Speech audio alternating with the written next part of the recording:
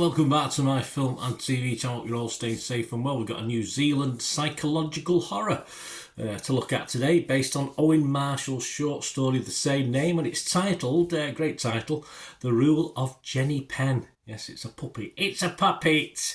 Yes, 15 rating. Yeah, fair enough, 15 rating for this one. 104 minutes. Directed by James Ashcroft and written by Ashcroft and Eli Kent. Yes, a really good top cast. Well, not many in it, but who's in it are very, very good. Of course, got George Henare and John Lithgow and Geoffrey Rush, top quality. They sort of allowed to do the bit in this one as well. So even though perhaps the story isn't great, these two guys, Rush and Lithgow, take it apart, really, batter it, smash it, I think they say, don't they, the youngsters. The film that was first released in cinemas in the US, even though obviously it's a New Zealand bred film, on the 7th of March, and then was followed in New Zealand on the 20th of March 2025. I'm recording this on the 8th of April 2025, so check your territories for availability of this one. What a great synopsis is. I thought, this has got potential, this, when I read the synopsis. Confined to a secluded rest home and trapped within his stroke-ridden body, a former judge must stop an elderly psychopath who employs a child's puppet to abuse a home residence with deadly consequences. There you go. So that's a cracking thing. Shudder have had a say in this as well, and we know Shudder not always great, but they do produce some good stuff. The tagline for this: we all get what's coming in the end. Well, it goes without saying, doesn't it? Well, apart from the fact I wouldn't risk my loved ones in a New Zealand care home, and God forbid I ended up in a place like this, in fairness, the performances of Lithgow and Rush lift this silly Shudder production at times to a watchable level. That's probably the only reason I kept on watching it, because of these two guys and the fact I was doing a review. As the film progresses, it just gets sillier. The whole plot holes are plenty in this one, but it always remains watchable as you wait for the payoff, and you see these two guys going at it, and to a lesser extent the third character in it as well. Kevin Mayer of the Times scored it 40 out of 100. He said, "We are simply beaten into bored submission. Yes, we get it, he's mad, but there are also glaring plot holes and contrivances aplenty. By the closing reel, it's almost impossible to care." I think Kevin's possibly correct with most of that critique. As I've said, you just need to see the comeuppance for the, well, more than he is a bully, but he's a horror. Obviously, he's a grown-up bully, which can be a lot worse, can't it? Although all bullies are bad. But you begin to believe it isn't coming, sadly, in this. You think he's got to get away with it, and perhaps that twist might have been interesting, but when it does, it's just as improbable or improbable, if that's a word, as most of the rest of the film, unfortunately, when it does come. Peter Bradshaw of The Guardian, though, he liked it. He gave it 80. I can understand certain people liking this, giving it a bit more leeway.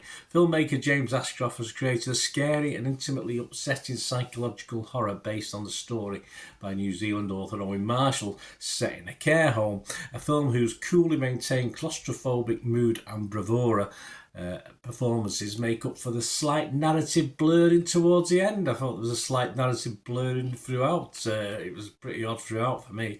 You really just have to go with it to fully enjoy it. Pull through, as I said, by the performances. It always comes back to that. And strangely enough, I'm not. You look at that synopsis. I'm sure with a little bit of tweaking with this to make it a little bit more believable, a little bit less far-fetched. I mean, these people in the care home do have people visiting them, etc., do have their own minds, and there are people seemingly caring for them, but it just makes it all a bit silly. If it had been done in a different way or a bit more believable and still have some of these dark thrills that you got in this, you could have had that. You didn't have to sort of overbake the pudding, if you like. I think it could have been tweaked, and our two acting stars would have had something truly memorable to play in. And sadly, this becomes a bit silly. As I say, it does have its fans, but I don't understand the sort of logic. It's a horror. It's a psychological horror. It's not a drama based on true events. So there's a lot of dramatic license, of course there is, but there's just too much in this on the borderline and making it a bit stupid. Thankfully, we had two great actors at the top of the game to watching it, which helped it for me. Generally, the scores are still positive on this. Rotten Tomatoes 97 critics, 70 were fresh, but a big chunk of rotten, 27 rotten, an average rating of 6.6 out of 10. The website's consensus said John Lithgow's frighteningly unhinged performance reigns over The Rule of Jenny Penn, a nasty chiller that's by turns monotonous and haunting. Yeah, that's interesting. I think that's a positive. I think that's supposed to be a positive, but it could be classed as either, couldn't it, really? Metacritic, the other site we look at, only 20 critics, 66 out of 100, so again, consistent. Rotten Tomatoes audience, only a 56% positivity, but score-wise, the people who liked it a lot more because they ended up with an average of 3.2 out of 5. And we always have a quick look at Internet Movie Database. I always sometimes have a sneak peek before I watch a film just to see if it's worth time and effort for me and you, of course. Over 2,800 scores and reviews, and it's getting a 6.3 out of 10.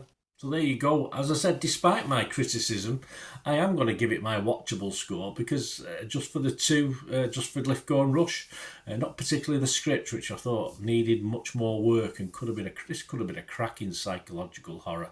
A little bit more effort, a little bit less plot holes and less silliness, because that's all it was. Just less dramatic license. Just think a little bit about it more, just spend another couple of days tweaking things, and I'm sure I for one perhaps could have come up with different options, so I'm sure these writers can do something similar.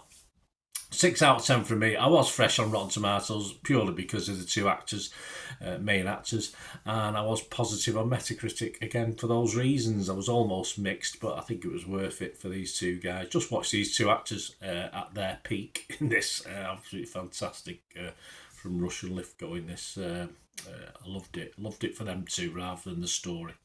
Let me know your thoughts, guys. Let me know your comments. Great to hear them. And please, if you do like what I try and do on the channel, it's I try, and I'm not going to please everyone all of the time. If I've got a lot to say, I complained the other day that it was a short video, and obviously it was a bit of an introduction, but I've changed the format since then, so it might be better, but of course sometimes I don't want to waffle on about something if it's not necessary. So that's just how I do my reviews. If you like it, give us your support. That'd be absolutely wonderful. If you don't have to watch, do you? Simple as that. There's an off button, isn't there? So thanks for watching, guys, those that have stuck with me. Hope you enjoyed it. And if you do want to help support the channel going forward, all I ever ask is you keep watching and listening. To help me out, guys, if you watch the ads, on this YouTube ads, that helps in a very little way, but it all helps. Watch the pennies and pounds look after themselves, they say, don't they? Or the pennies or the 10p's look after themselves. But if you watch the ads or follow the links on the ads as well, that's always a nice way to support the channel. If you sort of hang on for it, I've done that. I watched other people's and followed the ads, just something I fancied, which does happen from time to time. Of course, you can support me by pushing that subscribe button as mentioned earlier, and that's of course pressing the button so you know when these vlogs are coming out. And of course I'm always interested in your opinions, and of course if you can give us a like, that'd be wonderful as well. So thanks for watching, guys. Hopefully I'll join you very, very soon with something else. Until we meet again, I'll never ask one thing, don't I? Please stay safe, everyone. Bye for now.